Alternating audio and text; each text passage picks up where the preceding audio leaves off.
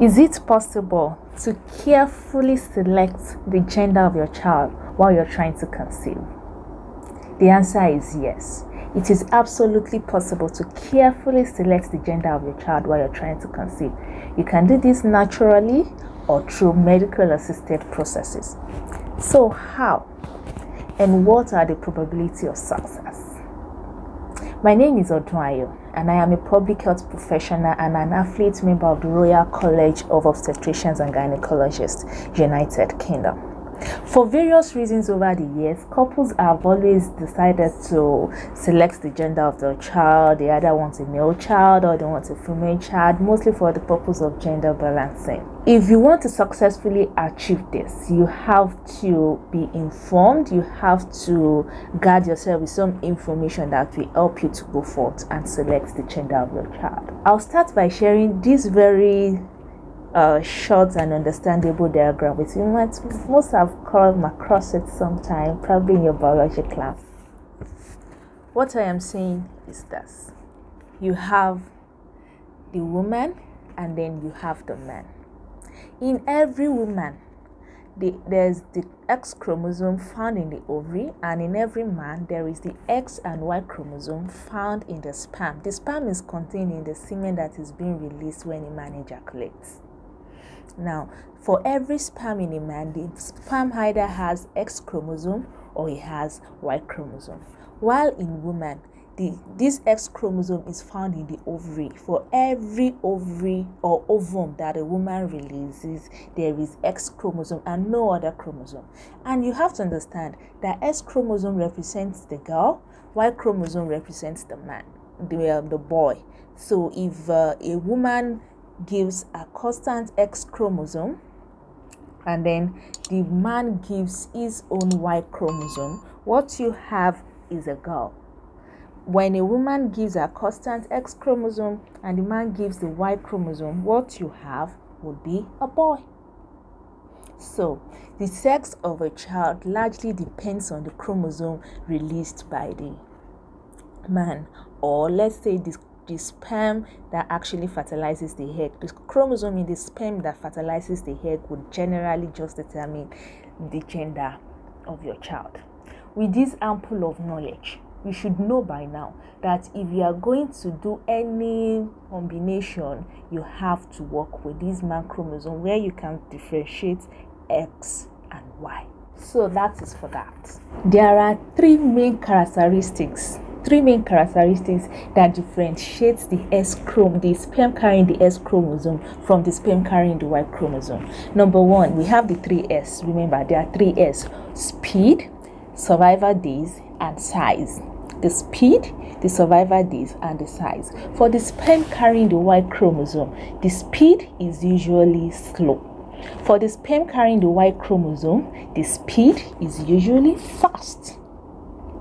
Now, for the survival days in the uterus, the sperm carrying the S chromosome spends maximum of 5 days in the uterus, while the sperm carrying the Y chromosome spends maximum of 3 days in the uterus. For the size of the X chromosome is usually bigger than that of the Y chromosome, such that when you do the molecular weight for both, S chromosome is going to weigh more than the Y chromosome. So remember the 3S: the speed, the survival days, and the size. So it is based on these three characteristics that we recommend sex selection procedures. There is a natural sex selection procedure and there is a medical assisted sex selection procedure. For the natural sex selection procedure, we have what is called sex timing. That is your time when you have intercourse, and it is advised that when you want to have a male child, you have intercourse on the day of ovulation. This is because, like I said, Y chromosome, the speed is fast. So if you have sex on the day of ovulation, it is expected that the Y chromosome is going to fertilize the egg that has been released. So the probability of having a male child is higher than having a female child. So, but if you're trying to have a girl, you have sex at least 4 or 5 days before you ovulate. you have sex 4 or 5 days before you ovulate, because it is believed that by then all the sperm carrying the Y chromosome would have died off on the 3rd day, even before it gets to when you ovulate. That is why it is believed that if a woman cannot predict when she would ovulate, or does not know how to actually check for ovulation and all that, it is not advisable at all, else she's going to miss her ovulation for the month and eventually not get pregnant that month. And it is also a game of chance. If you are using this method has not been scientifically proven, so it is a game of chance. It is 50-50, but it is worth the try, right? And if you are still here with me, it shows that you are totally interested in what we do here. I would also like to bring to your attention that I have been into community health mobilization for well over 7 years, and most especially as regards to women's health. However, I just started this online community health mobilization, and I would really like you to be a part of this community. To be a part of this community, all you have to do is to click on the subscribe button and the notification bell so that you can be notified of new videos. And please give these videos a thumbs up, that is, like this video. It helps YouTube to recommend this video to some other women that would find what we do here also useful to them. And please kindly watch this video to the end. It helps to tell YouTube and some other people on YouTube community generally, that we are doing great stuff here. And in return, I will always give shout outs to our new subscribers. You can please watch this video to the end, and probably I'll give a shout out to you if you are a new subscriber. So let's jump right back into business. So let's jump ahead to the medical interventions that are available for you. And the first one I'm going to be talking about is sperm sorting, and this is done majorly through IUI. That is, we are going to sort the sperm, and through the size, as you remember we mentioned the size, we said the S chromosome weighs more than the male chromosome. They are going to actually weigh the 2 chromosomes. They are going to do to check for the molecular weight of the chromosomes in the sperm, and then they are going to bring out ones you want. If you want a girl, they are going to use the sperm that weighs more to actually fertilize the egg, while they are going to use the sperms that weighs less to fertilize the egg if you're expecting or you want a male child. The probability of this procedure is this: the chances of you getting a male child after using this procedure of a male child is just 70%, while that of female child is 90%. So if you are trying for a girl and use IUI, the probability that you eventually have a girl is higher than when you're trying for a boy and then you use IUI. So because of this disparity and the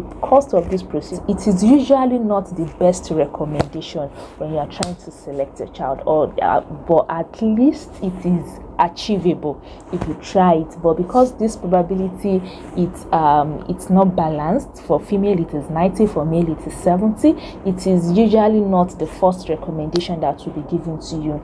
The best recommendation so far is what we call the pre-implantation genetic testing, and this is usually done through in vitro fertilization, which is IVF. If you opt for an IVF procedure, before the embryo is being transferred, after 5 days, there's what is called pre-implantation genetic testing that can be done for this embryo. I would also like to point out at this time that the cost of this PGT is usually not factored into your IVF cost. So if you are requesting for PGT, which is pretty expensive, then you will be paying more for the IVF procedure. PGT is to test for the complete cryptotype of the embryo. 46XX is for female, while 46XY represents a male embryo, and this process is 100% perfect. In fact, it has less than 1% error, meaning that if you try this, it is so certain that you are going to get the gender that you actually want. Although it is pretty expensive, but if the probability is this high, why not give it a try? As it is in this community, we give shout outs to our new subscribers. I'm going to give a big shout outs to these 5 randomly selected new subscribers. So shout outs to you, Sebastian Bamudes. Shout out to Nkazimulo Kohenen, Jane Cruz. If I didn't call your name well, I'm so sorry.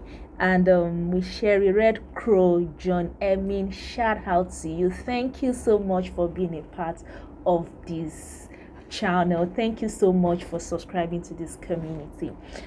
Thank you so much.